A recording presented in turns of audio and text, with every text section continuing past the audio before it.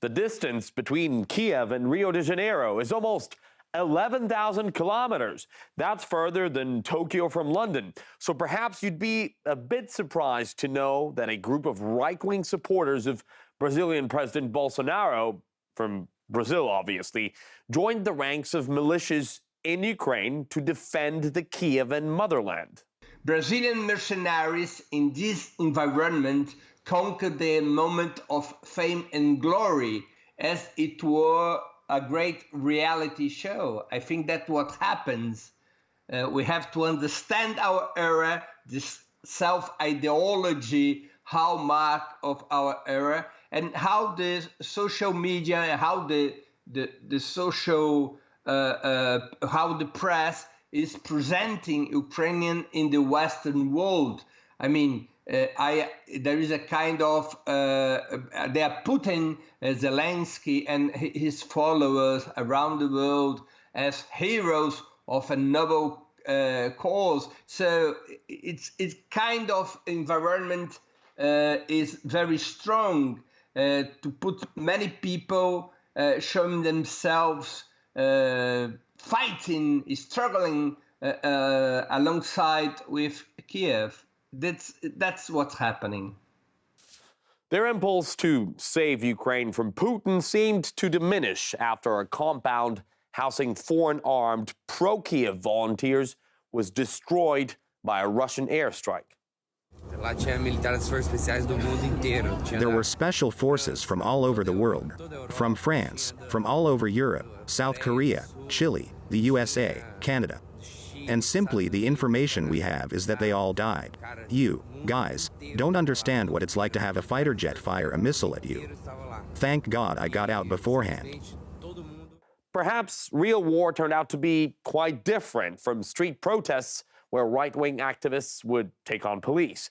But why would sympathizers of Ukrainian nationalist movements appear in Brazil in the first place? Well, first of all, you've got to realize how serious the political strife between the right and the left in Brazil has been in recent years. With the impeachment of former left-wing President Dilma Rousseff, and then the rise of right-wing icon Bolsonaro. Some observers are pointing at how, even before that, the far right in Brazil used Ukraine as a role model, where first a nationalist movement toppled a government, and then the new authorities went on to rid the country of pretty much everything communist. That's how the term Ukrainizing Brazil was born. Some groups of the right wing used this expression in order to say that they would like to expel from the political life the leftist groups. This expression was very famous during the coup d'etat, the 2014 coup d'etat in Ukraine. Unlike in Kiev, Ukrainizing Brazil hasn't ever led to government coups or civil wars being started.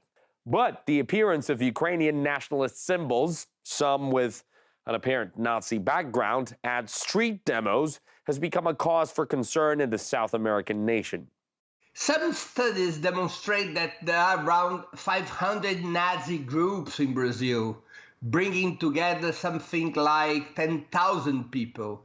There was an enormous growth during the Bolsonaro government since 2019. Some of these groups come from southern Brazil, where there is an important Ukrainian community. Several of its members belong to militias or security forces, where far-right ideology is very strong. This is the environment in which mercenaries willing to fight alongside the Kiev government, the United States and the NATO are recruited as if it were the decisive battle against communism. Although these Nazi groups are small, they are dangerous and they have really a very important mobilization capacity. Meet Sarah Winter. Her CV, so to say, includes being a member of the feminist group Femen of Ukrainian origin, which she has been thrown out of eventually, however. I also questioned the numerous magazines with the figure of Hitler that she has at home. Sarah said that she admires Hitler as a person, that he was a good husband, that he loved animals, but that she doesn't admire the public Hitler. I found it a bit strange. Also, reportedly part of her experience, leading torch-wielding marches like the ones led by neo-Nazis in Ukraine, shooting fireworks at the Brazilian Supreme Court, being arrested more than 20 times, and traveling to Ukraine to learn from the local ultra-right. A police probe found many more disturbing links between Brazil's radicals and Ukraine's extremists.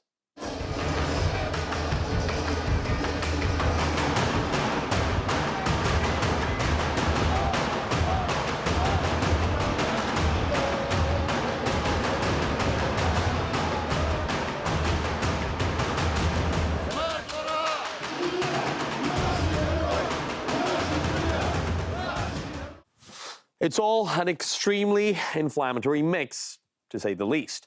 And it's unclear if the shelling of the compound that I mentioned at the very beginning will scare or re-energize Brazilian wannabe radicals.